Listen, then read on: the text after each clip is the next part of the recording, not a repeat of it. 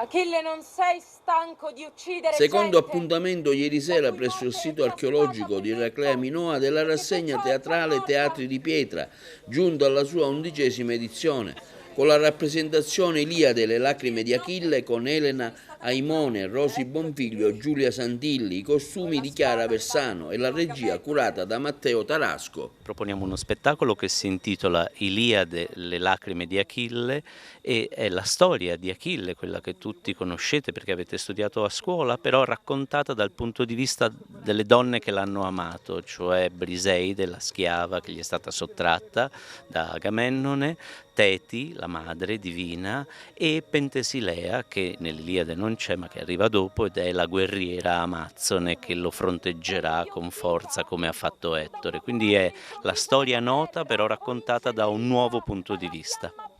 Volevo dirle che ne pensa di questi eventi Teatri di Pietra come manifestazione di livello culturale e anche artistico. Teatri di Pietra è fondamentale per questa terra. Il maestro Gatti, che è un coraggioso artista e organizzatore, continua nella sua opera di diffusione della cultura, che non è solo cultura ma è anche la capacità di generare economia, perché il fatto che noi siamo qui sposta danari, cioè le pizzerie lavorano, i bar lavorano, sembra una banalità ma è la chiave del nostro paese, con la cultura si mangia. I prossimi appuntamenti della rassegna si svolgeranno il 1° agosto con il Persiano, il 6 agosto con Elena, il 12 agosto con Apollo e Daffne, per finire il 18 agosto con Incantus Cantu.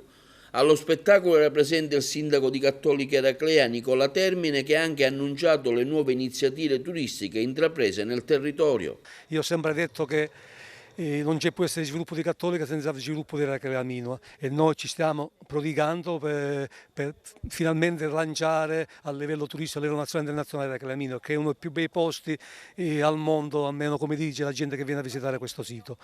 Devo dire che noi abbiamo avuto già finanziato un progetto del Galli, 75.000 euro, che prevede un percorso che parte del fiume Platani, che va a Eraclea Minoa a Bovo Marina.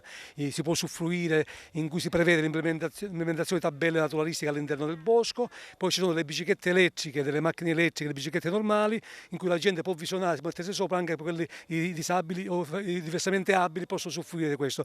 Che senso può avere questo? Può avere senso che cerchiamo di stagionalizzare, che il turismo non deve essere soltanto luglio-agosto, ma cercare di portare il turismo verso aprile, maggio, anche d'inverno, perché il tempo ce lo permette.